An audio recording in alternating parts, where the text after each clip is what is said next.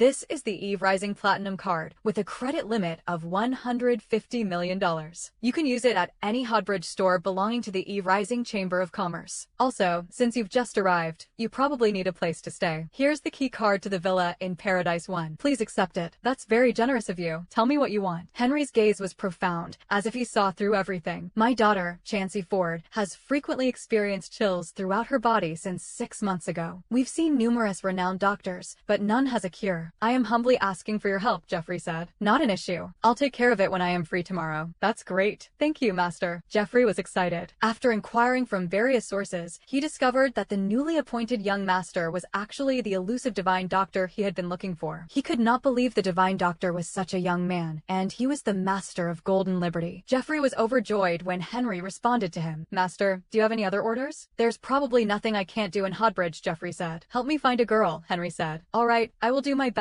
I've also invited many top celebrities to host a banquet tonight in your honor. Henry frowned. I don't like a big fuss. Let's skip it. But I've already arranged it. Cancel it. Okay, that's all. I'll get off here. And call me Henry in the future. Henry did not want too much attention. Noted. Jeffrey agreed because he understood that Henry preferred to keep a low profile. Even though it was only a brief encounter, no one had applied such pressure to him since he took over. Henry went to breakfast after getting out of Jeffrey's car. Then he took a taxi to the Sunrise Mansion where his fiancée lived. When Henry arrived at the mansion, the butler escorted him inside. As he walked into the living room, he noticed a beautiful lady approaching him. It was the lady he met the previous night. He had not expected to see her there. She was gorgeous. He could not help looking at her. Unfortunately, she was unapproachable and unfriendly. Lydia's expression changed dramatically, and she asked angrily, "What are you doing here? This douchebag tailed me after this morning. Clearly, he wants to extort me." "I'm here to find my fiancé," Henry said. "Keep dreaming. You do not intimidate me," Lydia replied angrily. "What are you talking about?" "I came here to find my fiancé, Lydia Miller." "Fiancé? Lydia Miller? You're Henry Truman." Lydia finally realized that the man was Henry. She had only heard the name from her grandfather and had never seen him in person. The person he had praised so much turned out to be that rustic ruffian. She was in a daze. She was the Miller Group's CEO, and she held an overseas master's degree. She regretted giving her virginity to such a useless ruffian. That bumpkin ruffian turned out to be her fiancé. Marrying someone like him would probably be worse than death. Chapter 3. Henry, I have been waiting for you since the old divine doctor called, and you have finally arrived today. Come in. The door is open. John Miller went to the door to greet Henry because he had not seen him in a while. Henry immediately smiled when he saw him and said, "Grandpa Miller, have you two met?" John looked at his granddaughter. Lydia looked awkward. "We met during the day," Henry said. "Well, that's quite a coincidence. Perhaps it's destined. Today is a good day to get married. You can go do that after lunch." John laughed heartily. He thought highly of the old divine doctor's medical skills. His students should be just as good. Henry was stunned momentarily, finally realizing that the gorgeous lady was his fiancée, Lydia Miller. He could not help but keep observing her with his eyes, focusing on specific areas. Lydia had also noticed Henry's gaze, which reminded her of the incident from the night before. She felt even more embarrassed. Not only did he take advantage of her vulnerability the previous night, but he also happened to be her fiancé. Lydia was still upset about what had happened the night before and got even more frustrated with what she had just discovered. John was happy, but a middle-aged couple beside him had a frown on their faces as if they were dissatisfied. They were Lydia's parents. Their daughter was beautiful, and she also happened to be the CEO of the Miller Group. A slew of wealthy individuals pursued her. How did she end up with such a brash ruffian? Lydia's mother, Jennifer Miller, could not help but say to John, "Father, you intend to marry Lydia to this guy? Look at how he's dressed. What a shame if our daughter marries him." "Yes, this will turn the Millers into a joke." Lydia's father, William Miller, voiced his dissatisfaction. "Stop the nonsense. Henry is not a bumpkin. He has been living in the mountains and doesn't know much about the world. You guys should take care of him even more. Their marriage is already decided," John said in a determined tone, ending the discussion. The couple did not dare to say anything more. Even though John had handed over the company's business to Lydia, no one dared to challenge him. Lydia understood that well. Hence, she was mentally prepared for that. The only surprise was that her fiancé was a bumpkin ruffian who took advantage of her vulnerability the previous night. He had also just left the mountains. It did not matter because she would show him the difference, forcing him to leave. Furthermore, it would be impossible for him to get his hands on her. Lydia drove Henry to the Civil Affairs Bureau at noon, as John requested. It did not take them long to finish the paperwork, and they came out very quickly. As he looked at Lydia's frosty face in the photo on the marriage certificate, Henry shook his head and said, "Why can't you look happier?" "Happier? How can I be happy marrying a ruffian like you who knows nothing but bragging? You're wrong. I'm pretty amazing." "You? Yes, especially in medical skills. Everyone calls me the divine doctor."